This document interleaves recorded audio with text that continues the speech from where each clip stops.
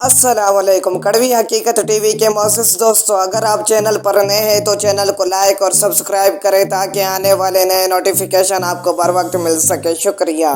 चमकता चांद सितारा रहे आखिरी किस्त तो सिर्फ सरवर कंपोनेंट असमारा ने अपने मामू आदित का काफी हाथ बटाया। जैसे गोंद वाले प्याले को खत्म होता देखते ही फौरन दोबारा भर कर ले आती और अतीत धड़ाधड़ झड़िया जोड़ता रहा। जबकि नूर फातिमा भी बहुत छोटी थी, वो शरारतों में मगन। फिर वो बाहर गली में गंदे पानी और कीचड़ में लत-पत बैठी खेल रही थी। जब उसकी मम्मा की नजर पड़ी तो फौरन उस घर लेकर आई और नहलाकर सफेद फराक जिस पर सबसे चांद तारे बने हुए थे पहना दिए। फिर नूर फातिमा अपने नाना अबू के पास बैठी टीवी देखने लगी। अभी सब झंडियों से फारिग हुए थे कि उनके अबू सरवर साहब और चाचू अमजद ने बच्चों का आवाज दे कि कमरे में आ जाओ, धूप तेज हो रही है और टीवी पे परेड शुरू होने लगी है। सब बच्चे आकर देख लो। बाद में सब नहाकर सफेद और सब्ज सूट पहन लेना और उन पर स्पीकर भी लगा लेना। सब बच्चे परेड देखने लगे। जब प्रोग्राम खत्म हो गया तो अरसलान ने बुलंद आवाज में ऐलान किया, अबू मैं पढ़ लिख कर आर्मी ज्वाइन कर लूँ।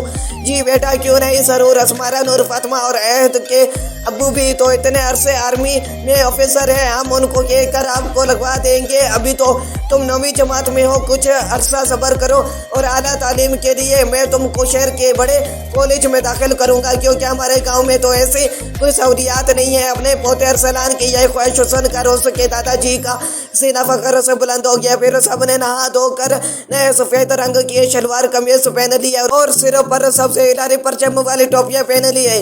हसन ने सबको आमदा किस्म के स्टिकर दिए जो वो अगस्त के शुरू से ही जमा कर रहा था। वो रोज मुर्गी का एक अंडा बेचकर पैसे जमा करता रहा। उसकी वालिदा रोज अपने बच्चों को एक एक अंडा देती कि खा लिया करो। उनके घर काफी मुर्गियां थी, लेकिन उन दिनों घर के हालात कुछ बेहतर न आते। नया घर बनाया और ऊपर से बड़े भाई की शादी की, इसलिए काफी अखराजात हो गए।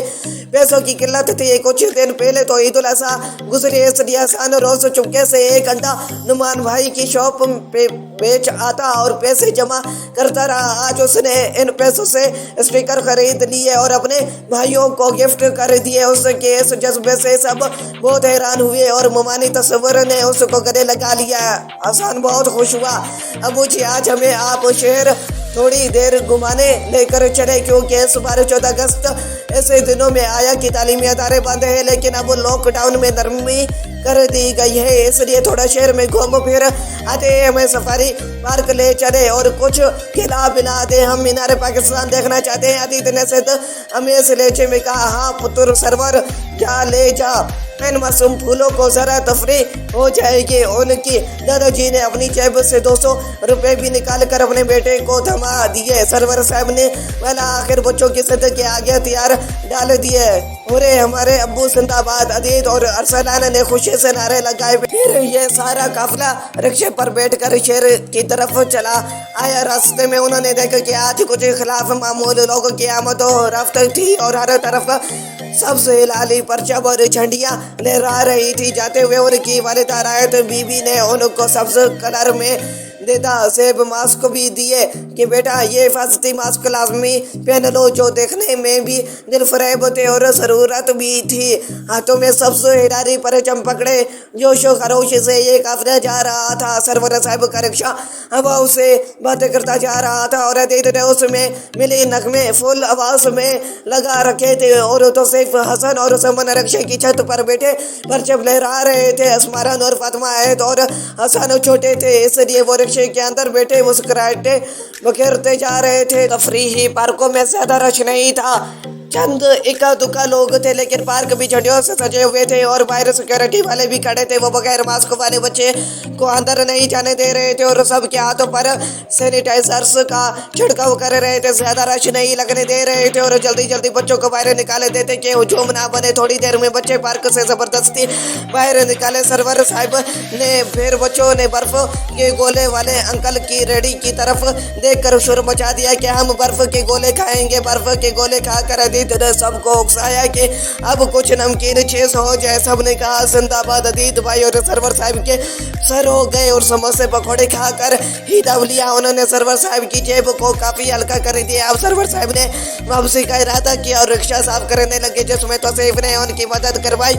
हसन और उस्मान बारी बारी बच्चे गिनकर रिक्शे में बिठाते जा रहे थे। नूर, फातिमा और अहद ने अपने कपड़े बर्फ के गोलों से खराब कर लिए और डर रहे थे कि अम्मी से अब डांट पड़ेगी, लेकिन अरसलान ने दिलासा दिया कि कुछ नहीं कहती, आज तो शादी का दिन है, एंजॉय करो, सब उदास मत हो। सरवर साहब का रिक्शा हिचकोले खाता वापसी के लिए रवा दवा था। एक जगह पर बड़ा खड्डा था और बहुत बड़ा जंप लगा और बच्चों की खौफ से चीखें निकल गई। फिर हसन ने नूर, फातिमा को पकड़ लिया और उस्मारा का बाजू तौसीफ ने पकड़ लिया। यूं ये काफिला बखैरियत घर वापस आ गया। बच्चों फिर एंजॉय किया, आज का दिन आना है। तो बीबी बोली, जी ताई, अम्मी बहुत ज्यादा। हसन ने मुस्कुराते हुए कहा, मगरिब की आसान हो चुकी थी, सबने नमाज अदा की, रात का खाना तैयार था। गांव में लोग मगरिब टाइम ही रात का खाना खा लेते हैं। मामी तसव्वुर ने बहुत मजे का सूजी का हलवा बनाया था। सब ने खाना खाकर मीठा खाया और फिर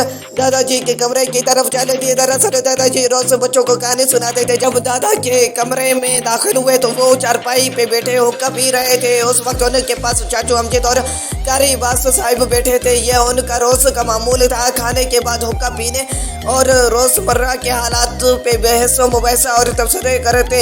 अदित ने दादाजी के पास जाकर हंस से कहा, दादाजी हमने कहानी सुननी है, आप कब फ्री होंगे? इतने में कारी अब्बास और चाचू अमजद उठकर बैठक में चले गए तो दादा ने इशारा किया, आ जाओ सब, दादाजी कोई अच्छी सी कहानी सुनाइए ना। तौसीफ ने उनके पास बैठते हुए कहा, अरे बच्चों, मेरा तो ख्याल था आज आप लोग थक चुके होंगे और कहानी सुनने के लिए नहीं आएंगे। बाकी है दादाजी, हम थक तो काफी गए हैं, लेकिन हमें कहानी सुने बगैर नींद नहीं आएगी। अरसलान बोला, चलो बच्चों ठीक है, मैं तुम लोगों के इसरार पर कहानी जरूर सुनाऊंगा।